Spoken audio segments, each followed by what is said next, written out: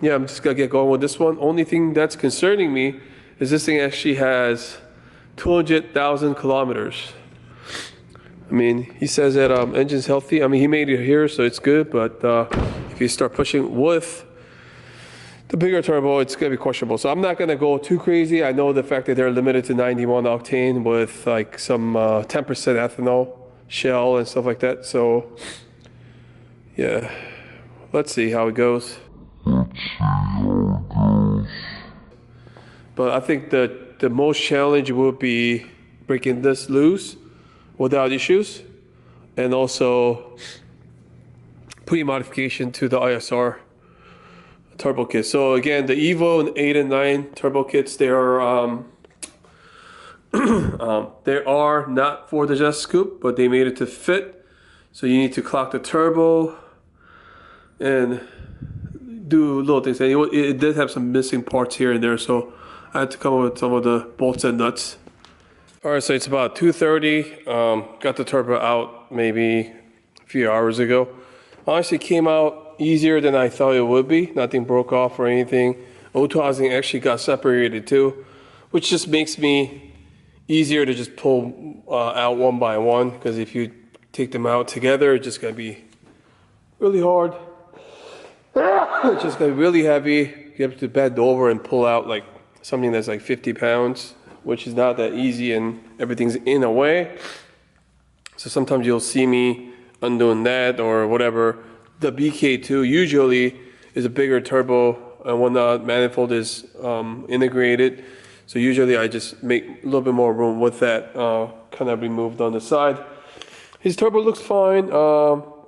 Return line had a bunch of oil, so I just cleaned up, and the motor mount was actually black earlier, but you could still see some of the stuff here. But again, like whenever I get to that part, I just kind of cleaned up for the customer. Still see maybe it would, yeah, it was all wet and stuff, so definitely was the cause of a little bit of return.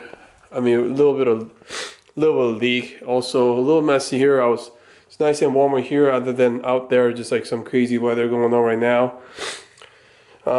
So I put this kit together. To me, I'm gonna be honest with you, to me, easy 2 hours just to put them all together, just because it's just missing a bunch of parts. Like this one especially didn't come with any bolts. So I already told the customer that we're just missing a bunch of parts, and you have to modify it just because this is for the Evo, and this. So these are all my bolts, and these two were missing. All the bolts to the manifold were missing, to the O2 housing were missing. So I had to like constantly run in and out just to get the right bolts. And like I was saying on the other video, the return line, you gotta reuse a stock one, which kind of sucks. We have a bunch of them, and this is also on the way. So I mean, it's touching together, but I'm not gonna take any chances. I seen that on the other turbo too. Yeah, so also you gotta clock this cold side housing, which is pain in the butt. I had to literally just grind everything to little, like last time it worked somehow, but this time it didn't budge. So I had to like chop this one, grind it, and then made the C-clip to come off, clocked it. You have to align it. You got to chop this bracket here to align it. It doesn't have a hole, so you got to drill the hole. You got to chop this one clean if you wanted to, and you should clear the turbo here. And you have to preload it, which I checked earlier with the vacuum, just to see if that's going to push out instead of getting stuck. Then if you get stuck, you're just going to overboost it, and you're going to have issues.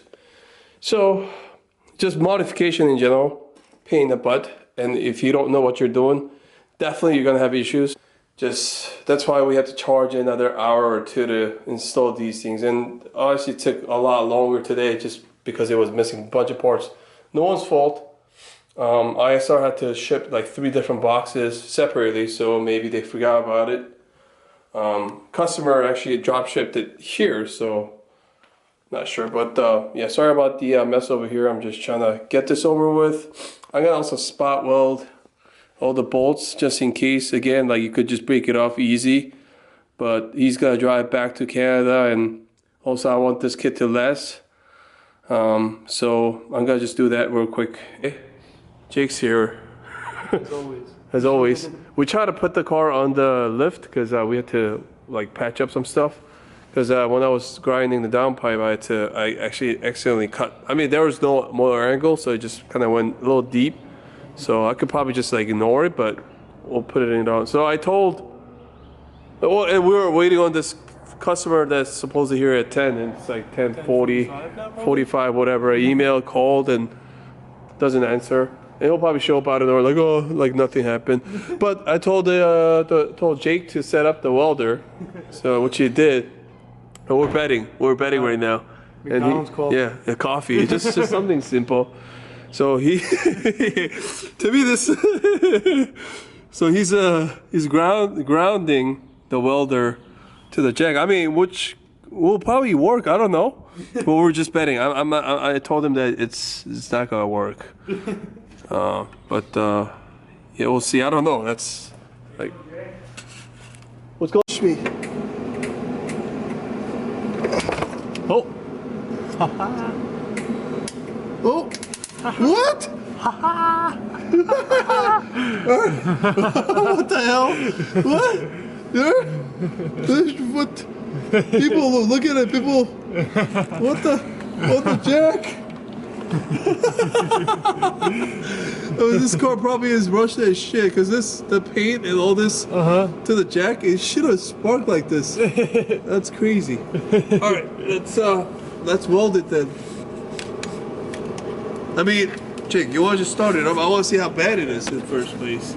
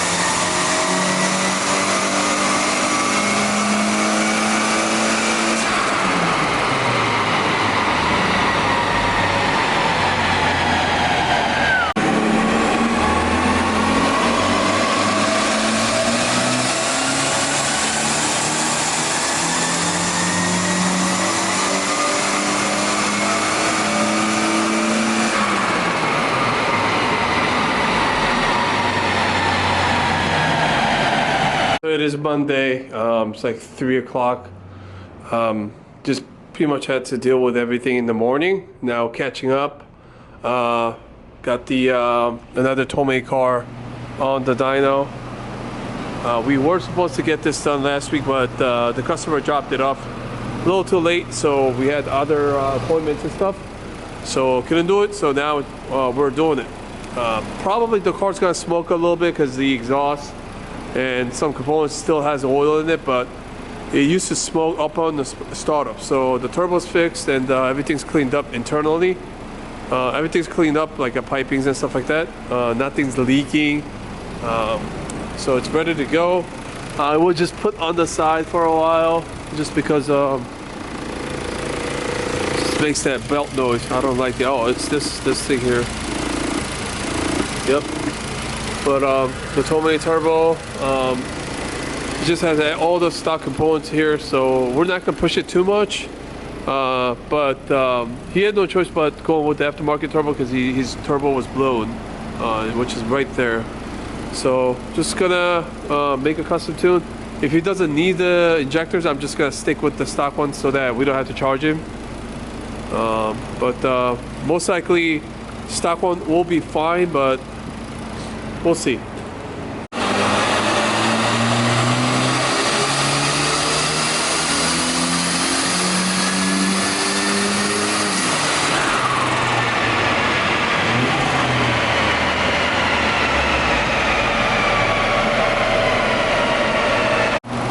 It's been just smoky with this car, just getting it finished up, while on this side Jake is replacing, just did the oil change and replacing the engine cover, so while we're testing it doesn't make more mess than what it is. But you can see the condition of this car is not the best, but you know, has it has like 100 something thousand miles on this, so